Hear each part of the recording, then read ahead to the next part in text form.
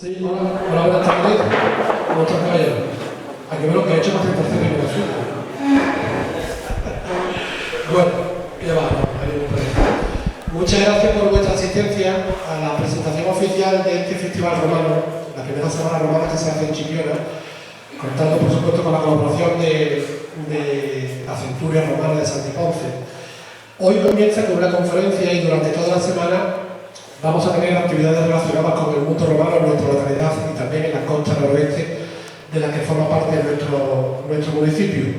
Hoy hay conferencias, vamos a tener teatro, vamos a tener talleres infantiles, todo relacionado con el mundo romano.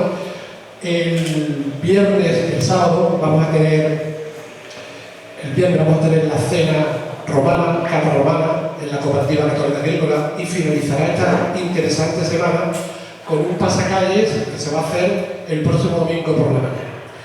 Y ahora les va a dar la bienvenida al señor alcalde de Chipiona.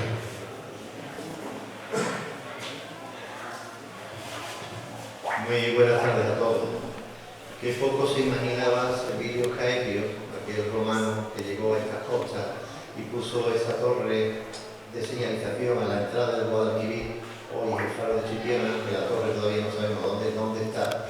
Que se imaginaba que muchos siglos después íbamos a celebrar el primer festival romano. Nuestro nombre, Chipiona, proviene de Caepios, aunque yo cuando estudiaba decían que venía de Scipionis Turris, pero bueno, ahora viene la historia de los años 80 y se descubre que fue Servillos Caepio, de Caepios, Caepionis, Chipiona. Es decir, que tenemos ascendencia y somos producto del Imperio Romano. Celebrar una semana dedicada a los romanos es un evento que ha venido para quedarse, un evento que ha organizado la concejala de fiesta Isabel María, que se ha tomado mucha paciencia, mucha dedicación para dedicar una semana completa a hacer muchas actividades, esta es la primera, y yo creo que es importante copiar también parte de lo que hacen en Itálica, en Santiponce, en otros municipios, que, en fin, reivindican su parte histórica y su parte de reivindicación, y aquí entre lo histórico, lo festivo, lo gastronómico, lo cultural y lo recreativo, hacemos un eventito en octubre. ¿Para qué? Para que venga cuanta más gente mejor a nuestro pueblo y se gasten los dólares aquí, que es importante que llenen muertos de vida y contenido. 12 meses lleva más de 1000 eventos. Así que nada, yo quiero felicitar a esta comunidad por la parte cultural, por este evento nuevo que viene para quedarse. ¿Cómo se queda? Pues si hay mucha gente participando. Así que, por favor, los que me están escuchando detrás de la cámara, buscarse un disfraz de romano de donde sea, que a ver los hay. Lo es baratito, lo es sencillito, lo es más complicado, pero disfraz de romano, participar en las actividades, venir a ver las exposiciones que aquí se van a montar, únicas, estarán un tiempo, después se irán, se marcharán, y aprovechar esta energía, porque así nos enriquecemos todos. Así que nada, muchísimas gracias y felicitar a nuestro ponente, que hoy vamos a aprender un montón de cosas, seguro, porque él tiene ahí buena información importante de Chipiona y Roma, nada más y nada menos. Muchas gracias.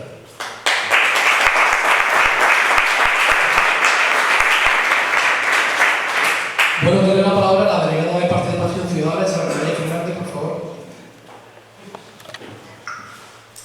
Bueno, buenas tardes a todos y todas. Me da muchísima alegría ver que este patio de este edificio que es identitario, que nos identifica al pueblo de Chipiona, es nuestro único, esperemos que no por mucho tiempo, BIC que tenemos, y como decimos aquí, es donde nosotros celebramos cosas importantes. Y creo que un evento importante es la inauguración, la presentación de este primer festival romano Turris en Chipiona. ¿Por qué hacemos este festival romano? Pues lo ha dicho el alcalde. Nosotros provenimos de aquella civilización, nuestro nombre viene de aquella época. Y sí que es verdad que estamos empeñados en romper la estacionalidad, en que Chipiona no solamente sea un pueblo de sol y playa y que nos visiten solamente pues, para eso, ¿no? Que también, que los queremos aquí también en verano, pero queremos también contar con la gente que nos visita pues en toda la época del año, porque creemos que somos un pueblo con un gran potencial y que podemos ofrecer muchas cosas. Y dentro de estas cosas que podemos ofrecer, pues, a esta delegada se le ocurrió montar este primer festival romano, que como dice el alcalde, con la pretensión de que se quede, lógicamente, sí, nuestros vecinos y vecinas y la gente que nos acompaña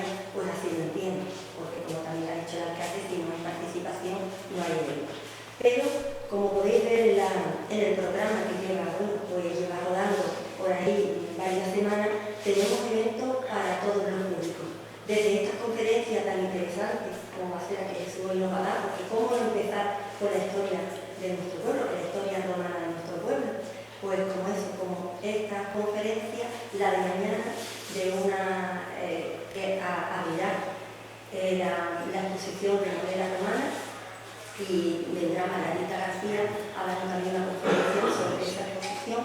He pensado también en los niños y niñas, porque creo que los eventos pues también los tenemos a ellos desde pequeñitos, que vincularnos a todas estas cosas de nuestros orígenes, de nuestra cultura antigua, y bueno, porque ellos también, yo soy además de educación, me gusta que los niños y niñas participen también en estas cuestiones. Tenemos teatro, como no, teatro clásico, no puede faltar el teatro clásico en un festival romano. Y tenemos, y aunque es verdad que también lo ha dicho el alcalde, que copiamos, aquí prácticamente está todo inventado, ¿no? Y además, desde el mes de mayo estoy teniendo contacto y conversaciones con el presidente de la Centuria Romana de Santi Ponce, que como comprobaréis también en el programa, pues será, digamos, el colofón, lo que cierre este festival romano, pues será ese pasacalle con esta centuria, y mucha gente que van a venir de allí de Santi Ponce también a acompañar a la centuria y a pasar esa mañana con nosotros y nosotras. Y desde aquí invito, como ya lo he hecho en otras ocasiones, a que el pueblo de Chipiona pues también participe, que nos traemos de romano y que participemos en ese pasacalle. Pero hay una cosa que es única, lo que vamos a hacer, el formato que le vamos a dar a la cata cena, pues es único, no se ha hecho nunca de esta manera.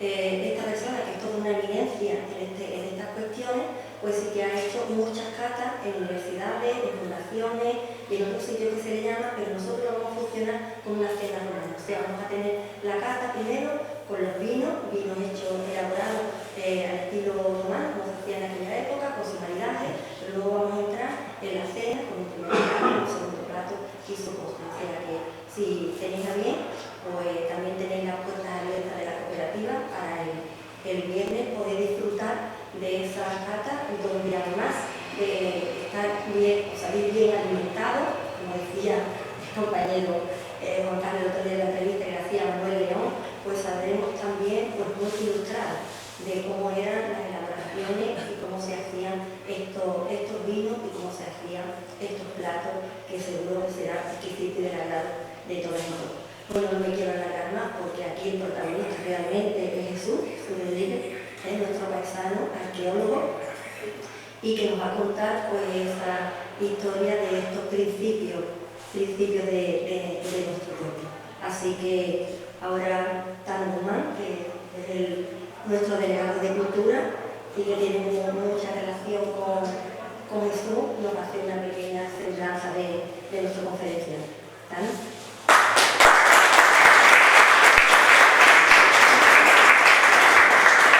Muchas gracias. Vengo a presentar a Jesús Rodríguez Mellado. La mayoría pues no creemos que sea necesario hacer una presentación, no porque sea impresentable, sino porque lo conocemos ya desde hace bastante tiempo y sabemos todos los méritos que él tiene para poder estar aquí y deleitarnos como entiendo que va a hacer esta noche con su sapiencia, ¿no? De todas maneras, voy a leer una pequeña, muy breve, para que contextualicemos un poco la figura de Jesús, ¿no? Es natural de Chipiona, miembro de la Asociación Cultural Arquepioni y licenciado en Historia. Es además doctor en Arqueología. En 2017 presenta su tesis en la Universidad de Sevilla y acaba pues, con la calificación de sobresaliente cum laude con su tesis de implantación territorial romana en la costa noroeste de Cádiz, el lago Lebuchino, como eje vertebrador del poblamiento. De la que han salido además pues, diferentes publicaciones derivadas de esa tesis, como la Carta Arqueológica de Sanlúcar de Barrameda, así como desde 2009 forma parte además del grupo de investigación de la Universidad de Sevilla, con el número H452, en concreto de la Turdetania a la Baética, de la que ha colaborado pues, intensamente en un proyecto de investigación en lo que cabría destacar pues, los paisajes del Guadiamar, reconstrucción histórica y valorización arqueológica, carta patrimonial de la campiña sur-cordobesa, Santella y su entorno, y por lo que respecta además al apartado profesional del mundo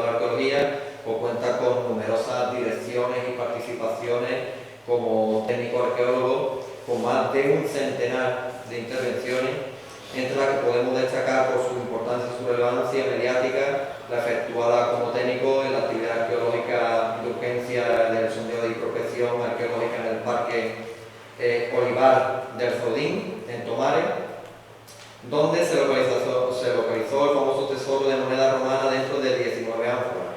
La dirección también de la excavación desarrollada en el milladero de Chipiona en 2015, o la dirección de la excavación arqueológica en el cerro de San Juan, en Coria del Río, donde documentaron estructuras asociadas al templo fenicio de Cauda. Espero que lo disfrutéis, espero que lo disfrutemos, y sin más pues le paso a Jesús, que como podéis ver el currículo lo avala y los conocimientos. Muchas gracias.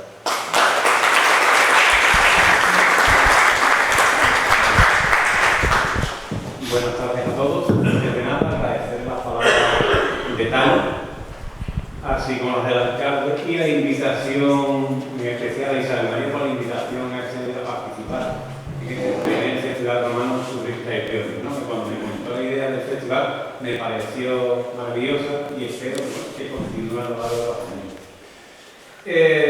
Así como por vuestra asistencia, evidentemente. Dicho esto, de hecho, en la conferencia de hoy, que hemos titulado La implantación territorial romana en la costa noroeste del caso de Chipiona, intentaremos dar a conocer de forma sucinta, breve, la presencia romana en nuestra localidad, aunque para ello analizaremos puntualmente una zona más amplia, como es la costa noroeste.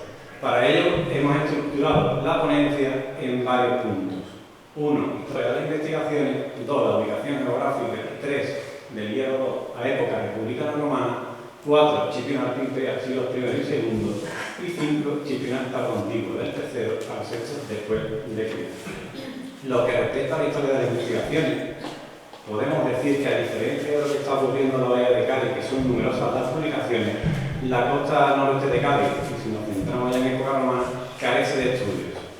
Sí es cierto que podemos destacar dos trabajos fundamentales que fueron las tesinas de licenciatura de Lavado Florido y Riesco García en 1986-87 respectivamente. Estos trabajos fueron desarrollados dentro de un programa impulsado por el entonces catedrático de la Universidad de Sevilla, don Manuel Pellicer Catalán. Este hombre, que era de Zaragoza, consigue la plaza en 1985 en Sevilla y ve el potencial arqueológico que hay en esta zona del Bajo Guadalquivir. Y decide mandar a sus alumnos a realizar cartas arqueológicas para conocer, de su municipio, para conocer ese potencial arqueológico. Y entre ellos, pues, se elaboran las de Chipiona, San Lucas, Rota y Teruel. De este modo, Riesco abarcaría, aquí tenemos la portada de sus tesinas, abarcaría los términos municipales de Rota, Chipiona y San Lucas Sur, mientras que Florido Lavado, San Lucas Norte y Teruel. De estos trabajos, como bien ha comentado Tano, pues, de estos trabajos lo verá posteriormente el famoso arqueólogo francés Miguel Ponsis, que recorrerá todos estos yacimientos recogidos por Lavado Florido y por Riesco, y lo publicará en su obra titulada La implantación rural antigua en el Bajo Guadalquivir. Posteriormente, entre 1994 y 1997, se desarrollarán también unas campañas de prospecciones que entran dentro del marco de un proyecto general de investigación por parte de Francisco Barrinuevo, Luis Aguilar y Rosalía González, que fue hasta hace poco la directora del Museo de Jerez, pero los datos publicados han sido escasos, simplemente alguna mención en los artículos del anuario de Andalucía. Dada la necesidad de actualizar los datos, porque estamos hablando de que se realizaron en los años 80 y había que saber primero el estado de conservación en el que se encontraban los yacimientos, si estaban destruidos o no, así como dotarlo, bueno, pues de una georreferenciación y una delimitación especial del que carecían, no porque no estuvieran mal, sino porque en la década de los 80 no era normal utilizar un GPS. Decidimos realizar unas campañas de prospecciones entre 2010 y 2012, dirigidas, en este caso, por el que os habla, y acompañado de una serie de colegas de profesión. Aquí es una fotografía, como vamos alineados, distribuidos, para explorar el territorio en busca de evidencias arqueológicas. Como decía antes, es cierto aquí, como decía el concejal, estos trabajos derivan posteriormente básicamente en tres trabajos fundamentales. Uno, un trabajo sin debate, centrado en San Lucas Barrameda, titulada La revisión de las cartas arqueológicas del término municipal de Sanlúcar, una puesta al día, que después conllevaría la publicación posterior ya en 2019 de la Carta Arqueológica de Sanlúcar, como veremos. La tesis doctoral, que ya lleva prácticamente casi el mismo título que la ponencia, y finalmente esa Carta Arqueológica de Sanlúcar de Barrameda. Antes de entrar en materia, es importante hablar de la geografía en la que nos encontramos. Todos sabemos más o menos dónde estamos situados, pero hay que conocer en la antigüedad qué importancia tenía. Y en este caso, pues se sitúa en un entrante, en un saliente próximo a la ciudad de Gade, que lo tendríamos aquí abajo, y próxima al río, al lago Ilusino, vía de comunicación y comercial con las ciudades del interior, pero a su vez también con las situadas en el reborde, ¿no? Como Évora, Zaperia, Navisa, Conores, etc., que la convertía en un importante enclave costero. Ya entrando en materia, del Hierro II a época republicana, nos encontramos el primer problema, y es que, a diferencia de los demás términos municipales analizados, donde existe un sustrato poblacional anterior a la llegada romana, Chipiona carece de ese sustrato, bien por falta de investigación o por otros motivos. Podemos decir que tenemos un punto del 4 que corresponde a acá. Básicamente está puesto el 4 porque en 1960 una marea bastante grande destroza la muralla del sanatorio y sale a la luz, va en concreto en principio una tumba. Cuando llegan los arqueólogos de Cádiz, ya los restos se la había llevado al mar y solamente pueden determinar que la tipología es parecida a las de Cádiz. Y por lo tanto ellos entienden que tiene que ser de esa época pública, un siglo V, un siglo III antes de Cristo. No obstante, ya por personas que estuvieron en ese año y nos han descrito cómo era la tumba, corresponde a un tipo que es encista, es decir, lajas de piedra colocadas verticalmente y tapadas después con otras lajas. Y esa tipología en concreto es cierto que existe desde época fenicia y púnica, pero dura hasta el siglo VI después de Cristo. Es decir, puede ser púnica pero también romana, y como no aparece con material asociado, no podemos determinar 100% que fueran de esa cronología. Por lo tanto, de momento lo tenemos que coger con pinza.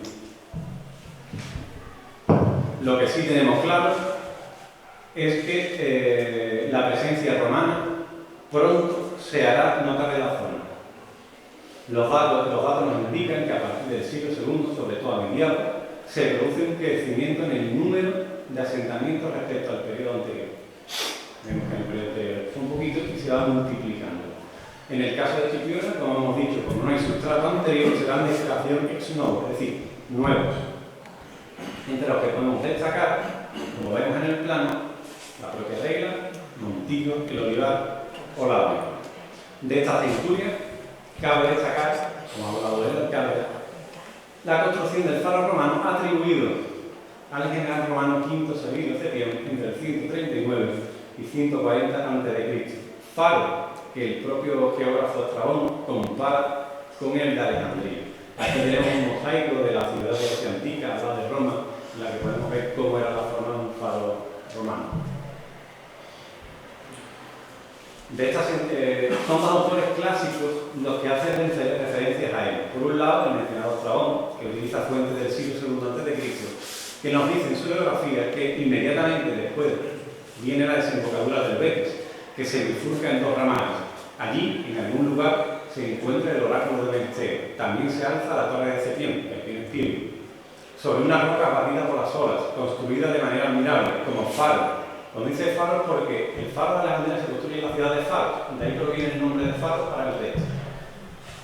Para la salvación de los navegantes, pues los aluviales arrastrados por el río forman vacíos y el espacio situado delante está repleto de escollo, de manera que era necesaria una señal bien visible.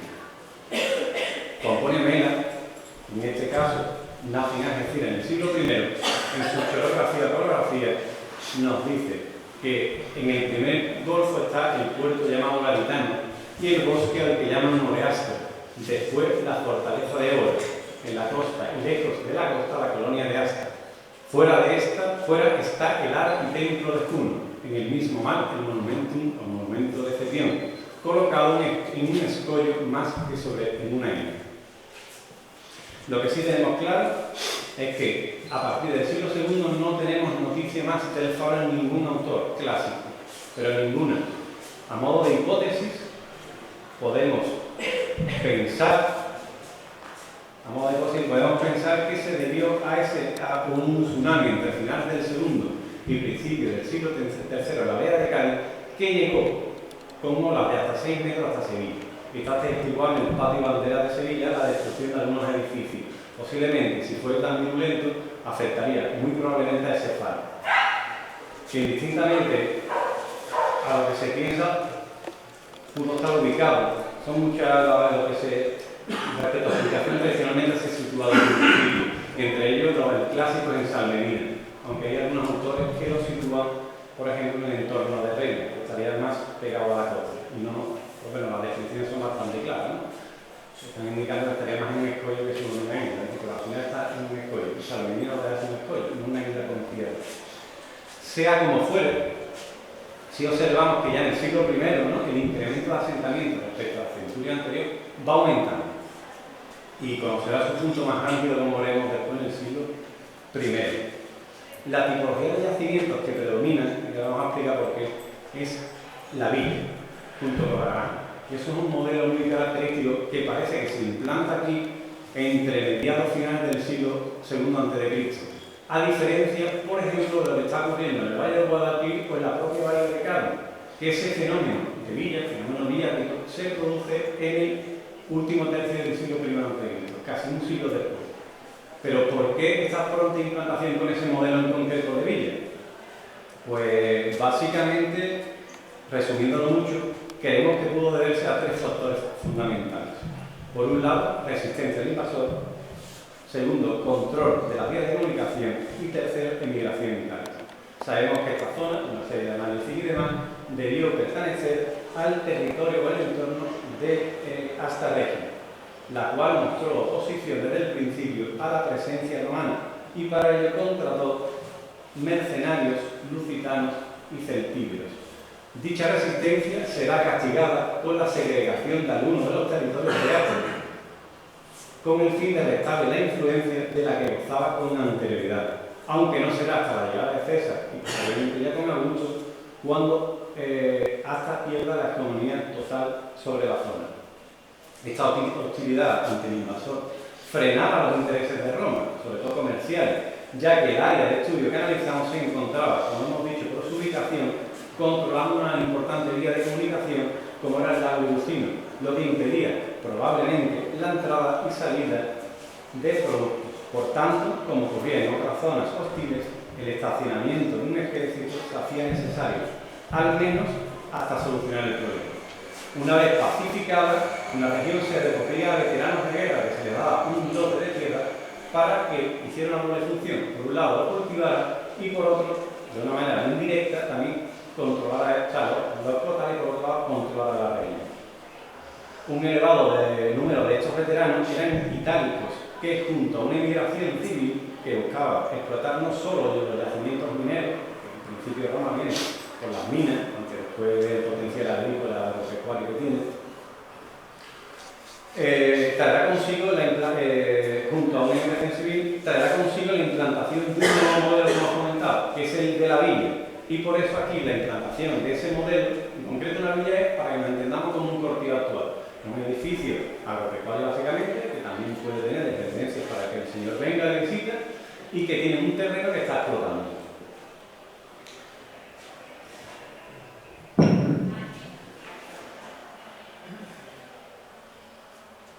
De esta manera, no solo observamos un crecimiento del número de asentamientos, sino también en la transformación de Évora, es decir, se produce ese cambio, esa transformación que hemos dicho. Évora se situaba como una ciudad límite o controladora también del territorio que dependía de mesas de actas, y con la llegada de Roma pasa de ser una gran ciudad a una aglomeración. Y el núcleo seguía siendo un núcleo control fronterizo de actas, pero en este caso bajo el dominio de Roma. En cuanto al archipiélago imperial, lo que respecta a la centuria siguiente, el incremento del yacimiento será elevado, alcanzando así el punto más álgido de todo el periodo contemplado. Esta multiplicación de asentamientos no solo debe atribuirse a la política agrícola colonizadora de César y Augusto, que influyó bastante, sino también a la dinámica expansiva de la economía del Imperio Romano. La villa, como hemos dicho anteriormente, seguirá siendo la que mayoritariamente exista. Será en este siglo, que además será en este siglo cuando se le asocien otro tipo de estructuras, como son los alfares, que están produciendo, en este caso, y nos habla también del tipo de economía, un tipo de envase anfórico determinado, que es la DS711, asociadas a salazones y derivados, que será un pilar fundamental de la economía gaditana en los primeros siglos de nuestra era. Y eso nos hablará Manuel León, posiblemente en la cena del viernes. El fin de estos centros está atestiguado en el siglo II. Esos centros que se inician incluso a finales del I a.C., pero sobre todo en el primero después de Cristo, en el siglo II desaparecen y posiblemente asociada a la crisis, al inicio de una crisis minera del siglo II y que se acentuó en el siglo III. En este sentido, cabe destacar el alfar romano del Olivar, excavado parcialmente por el doctor Antonio Ramón Millán en 2001, cuyos materiales han sido estudiados recientemente. En esta intervención se detectan dos grandes hornos de cocción, como podemos ver en el dibujo de abajo, así como varias dependencias relacionadas con la manufactura de las ánforas y además demás elementos cerámicos producidos en el alfar, como témulas, ladrillos, etc. Y vemos las dependencias. Ya hemos dicho que la excavación es muy somera, no se llega a profundizar, sino se hace una documentación en blanco.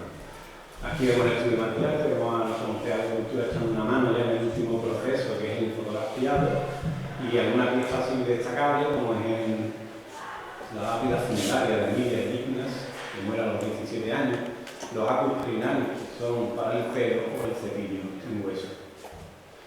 Respecto al siglo II, podemos decir que, ya lo hemos comentado, se empieza a ver un descenso, un leve descenso de los asentamientos, y que se acentúa a partir del siglo III.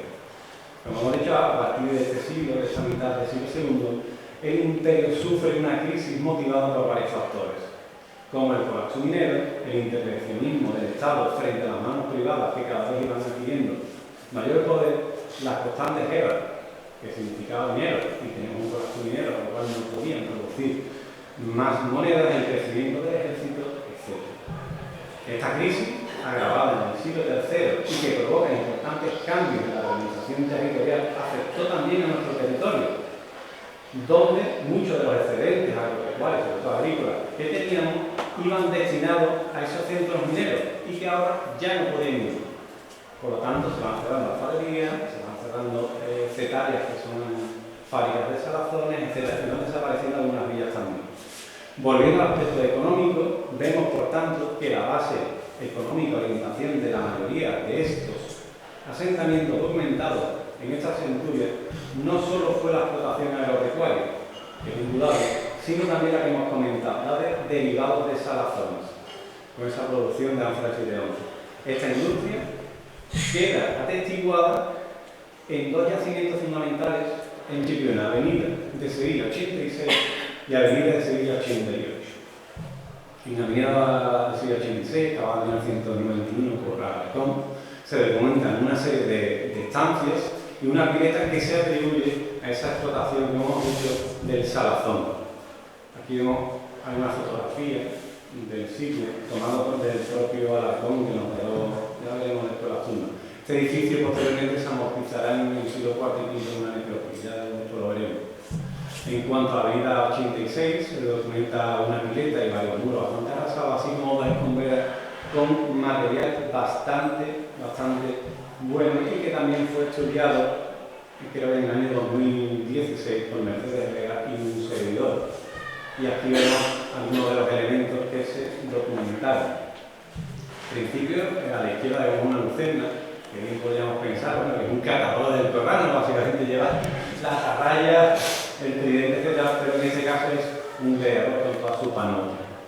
Pues lleva las de la traba, un protector en el hombro, el propio tridente, un brazalete de protección, unas peleas, etc.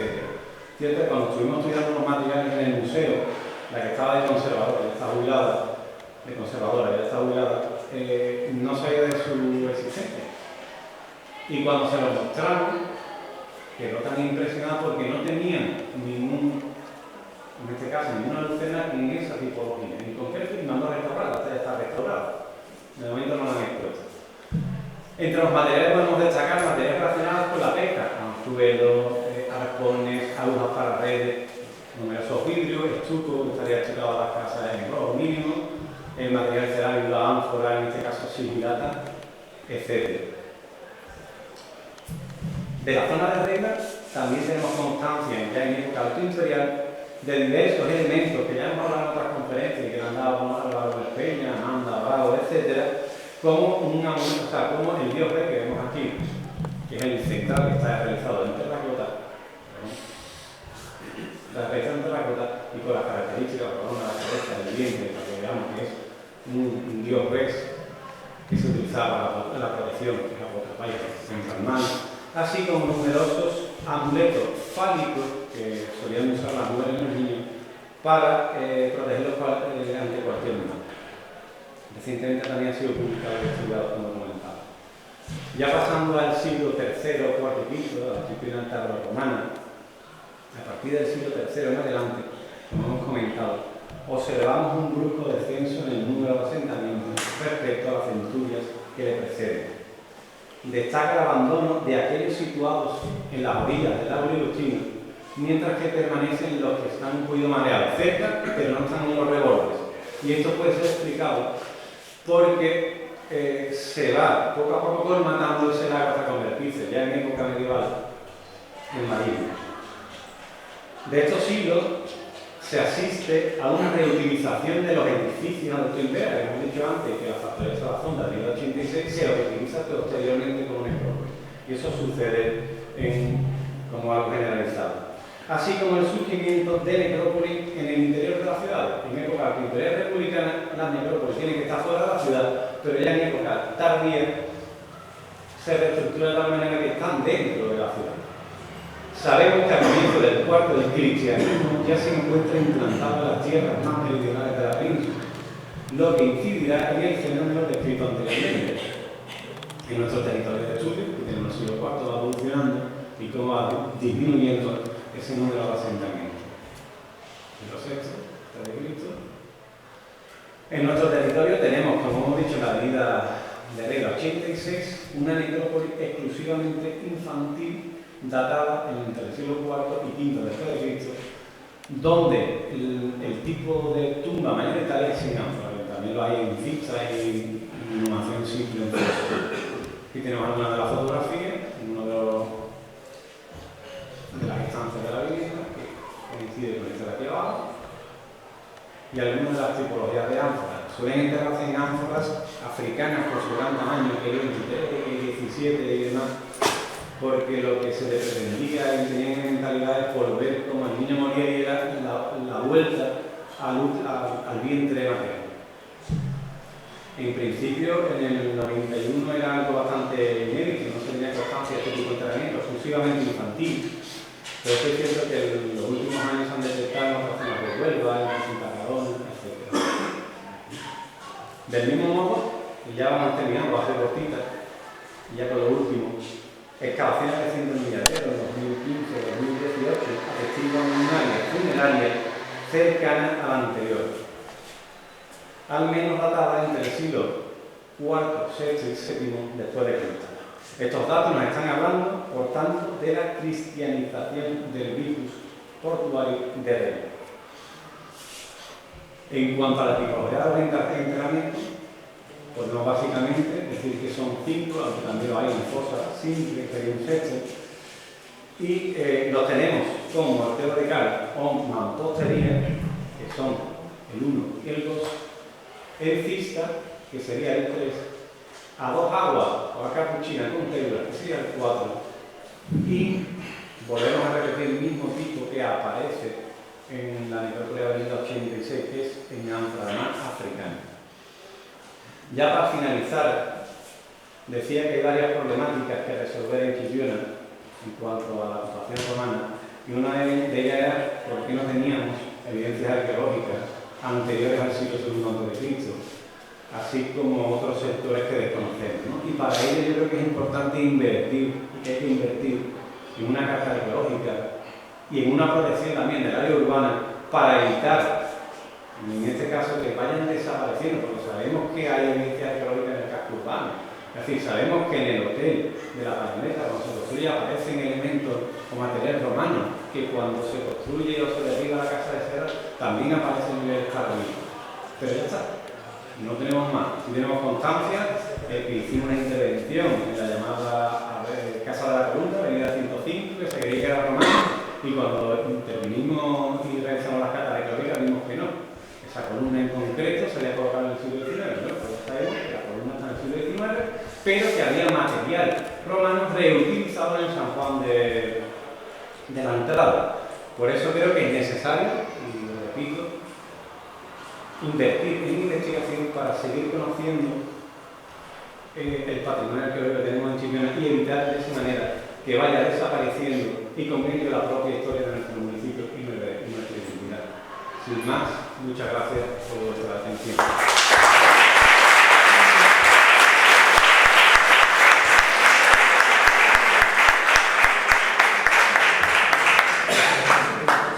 Sí.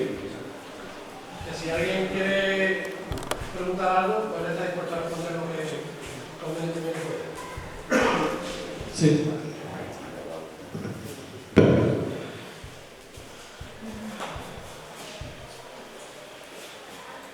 Vamos a ir preguntando.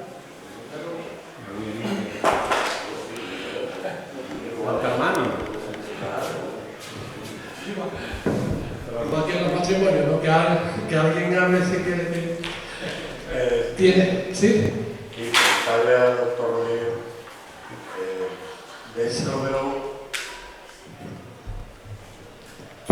dentro de la carta arqueológica, sería importante que también la carta patrimonial, que ya todos los arqueológicos y todo el patrimonio que tenemos, y no sé si está haciendo algo en ese aspecto. Efectivamente sería interesante hacer una carta patrimonial, que no solamente la carta arqueológica sería un apartado en concreto, pero que abarcara otros temas como azulejería, como decía Balduí, edificios, tradiciones, etcétera, etcétera. Sería conveniente, como en principio se iba a realizar en San Lucas Ramera, el primer tomo que era el arqueológico, pero la idea era un segundo tomo con edificios protegidos, un tercer tomo con costumbres, etcétera, etcétera. Y en eso hay un guión hecho Chipiona que se ve bastante interesante. De los restos que se instalaron en la vida, ¿eso se va a publicar? Yo creo que voy a responder más que yo. Si se pueden sacar artículos se pueden hacer. Una monografía, ahí tenemos al concejal que puede responder. Sí, bueno, está todavía el proceso de dibujar las piezas que se sostuvieron, y cuando ya tengamos los resultados definitivos, ya lo que es la comisión se cerró de manera correcta y todo protocolizada conforme manda la Delegación Provincial de Cultura, porque es una excavación que no se había finalizado, que había quedado abierta y de manera de urgencia y suspenso, que cuando una de las cuestiones precisamente que ponemos el equipo de gobierno sobre la mesa es de que esos restos hay que ponerlo en valor, hay que saber realmente qué es lo que tenemos, descartar lo que son piezas descartables, que ya se ha hecho incluso una reintegración en un terreno georreferenciado para esos descartes, y las piezas que más o menos pues tienen un cierto valor y que son reseñables las tenemos en custodia en un almacén de estructura, a pensar de finalizar ya como avanzado los dibujos para en la medida de lo posible que voluntad por lo menos por parte de la Delegación de Estructura no falta para que se pueda poner negro sobre blanco sobre el resultado. Y otra cosa, ya que estoy. ¿Algún día el ayuntamiento con un terreno de Olivar se podrá quedar, no sé, expropiarlo en fuerte? ¿Se podrá podrá hacer algo allí, ¿ves? Se está hablando de una pregunta directamente con la familia interesada, que ellos están viendo que todas las negociaciones anteriores, pues que se hablaba de una venta, no satisfacen al final ninguna de las partes, porque siempre hay un componente económico de partida que es la puesta en valor en base a la explotación, y la explotación pues lleva años sin cultivarse, por lo cual la base de inicio sería cero, y no están interesados que la base de inicio precisamente sea cero, y recientemente pues se está hablando de una permuta y están receptivos, y por parte de la administración, que saben que es muy lenta las cuestiones patrimoniales, pero por lo menos hay voluntad de las partes. El cuándo, pues eso como todo, Pues eso es no importante. sabemos. Bueno, yo sigo preguntando. Yo sí quería hacerte una pregunta referente a los milladeros, que hay una pregunta bonita desde el principio de los años y se ha quedado parado ahí ya, una cosa incapaz, pero yo siempre que vengo aquí le digo a toda la gente, digo, si hubiera visto al principio cuando quedó descubierto todo aquello, luego el libro que se editó, que lo tengo, todo tan interesante con tanta ilusión que aquello se está quedando. La verdad que es una pena, porque además quedó incluso porque se estaba previsto varias campañas de excavación. Así que esa fue la primera. En 2018, aunque en 2015 hicimos un sondeo para corroborar lo que la fuente antigua decía, sobre todo Carmen Borque y los demás allá a lo largo del tiempo. En 2018 fue la oficial, ¿no?, por parte del ayuntamiento. Y se tenía pensado hacer otra campaña, pero por motivos de retirada de subvenciones por parte de la Junta y demás, pues se quedó inconcluso. Esa es otra pregunta. Eso también es para ti. O para la cara. Como ha avanzado eso, había voluntad por parte de la administración local, pero nos encontramos en un problema con la Junta de Andalucía, puesto que se había emprendido una primera campaña con una subvención que tenía un carácter turístico, y la segunda subvención para la segunda campaña se había previsto también en base a esa subvención, pero la Junta de Andalucía entendía que se ponía más acento, más que en lo turístico, en lo cultural. Y hablando de pronto, nos dijo que el dinero de cultura, que lo pidiésemos cultura, y lo de turismo, pues para turismo. Claro, ahí lo que pasa es que las consejerías, en el momento que se pide, estaban juntas, lo de turismo, y después se separaron. Básicamente eso. Para entenderlo, ojalá cultura tuviese medio económico para ayudarnos a levantar nuestra territorio en los días. Cultura no tiene dinero. Así que está. ¿Quién tenía dinero? La Consejería de Turismo. Enfocamos aquello como atractivo turístico, pero cuando llegamos a la segunda fase, lo que usted que poner en valor ya en un pueblo visitable. Como era imposible hacerlo visitable hacia abajo, le pusimos eso para que hacer los cartelitos un poco para evidenciar que pero ya no podemos pedir más como municipio turístico subvenciones para hacerlo ahí. Así que esperemos que cultura ahora pues nos abra las puertas, porque es interesante seguir trabajando en aquella zona. Y ahí es la única zona rica que tenemos más amplia, evidenciada. Según Guillermo, el libro que se editó era muy interesante, el libro que se Era editó. interesante, y como comenta el alcalde, es que la atracción turística ya tenemos, que arregla. Es decir, eso es implementar más esas visitas, no con algo más. En este caso sería las visitas, bueno, pues la Chipiona nuestra romana, que saca los romanos y cristianos. Sí es cierto que quería indicar una cosa que sí se está haciendo también, porque está aquí el concejal del urbanismo, y es que se está trabajando en el nuevo PO, o la reforma del nuevo PO, y sí se va a incluir algo de protección del área urbana a nivel arqueológico. Esto sí se está trabajando. Eso es de los servicios. Y habrá algún sitio donde se pongan estas piezas que se encuentren, que se han encontrado. Esto es otra pregunta para usted. Estuvimos hablando con la delegación provincial de Cádiz precisamente para, una vez ya cerrada la intervención del olivar y la pieza que hemos tenido, de poderla albergar como una colección permanente. Creo que era la figura que ellos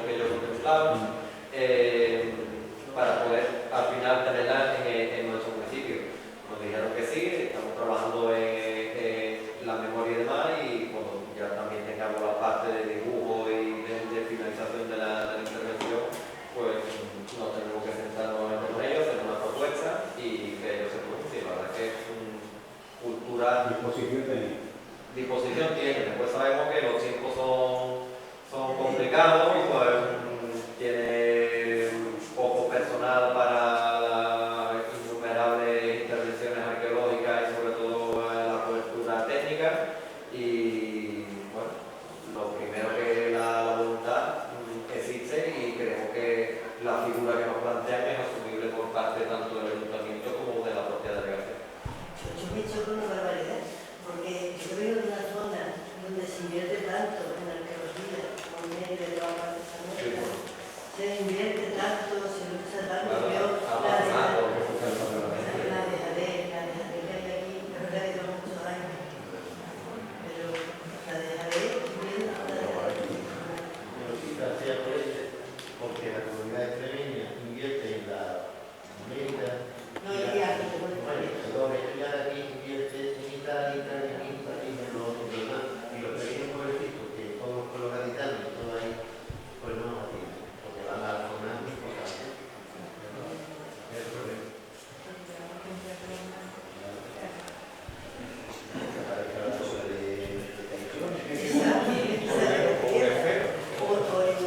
O la tumba del rey que está ahí en San Medina.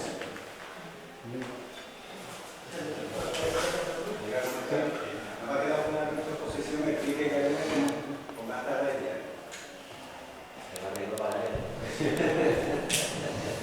Normalmente las ciudades tienen un territorio de control. Es decir, esto igual que la provincia, Cádiz tiene un territorio en sí. Y según los análisis que hemos realizado de esta última y otros, sobre todo, mismo Romano y mismo Rota está mirando a Bahía. Pero sí es cierto que los Branches, Chipiona, San Lucas y Creuena sí parece que están dependiendo de la ciudad de Astapea. La ciudad romana con esa de Asta. O sea, básicamente. Por eso, cuando cae en esa de Asta, que es la que se opone a la presencia romana, hay una reestructuración de todo el territorio.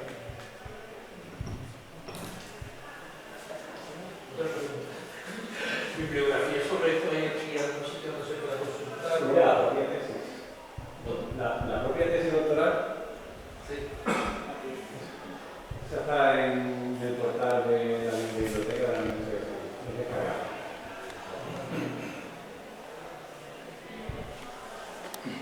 ¿Podrías explicar el mapa aquí? El mapa, básicamente, aquí lo que vimos son términos municipales. Los puntitos son yacimientos arqueológicos que se analizaron en la tesis. Lo azul es mar. Lo azul es mar y lo otro es el lago Iustino, que hoy en día es marina. Lo que era marina antes era un lago. Navegable, de hecho era navegable.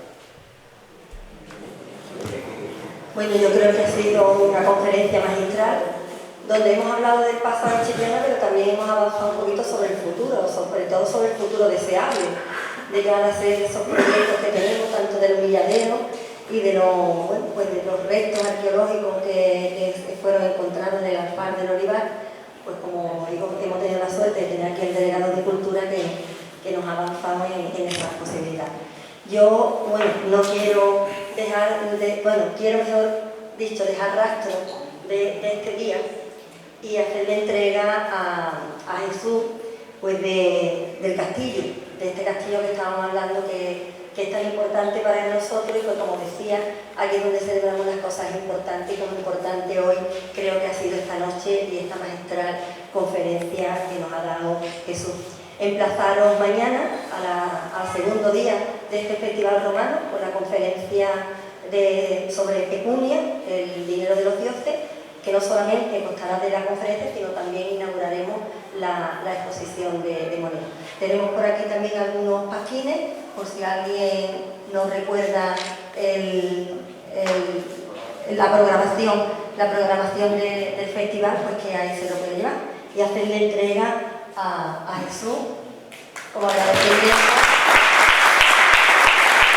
a su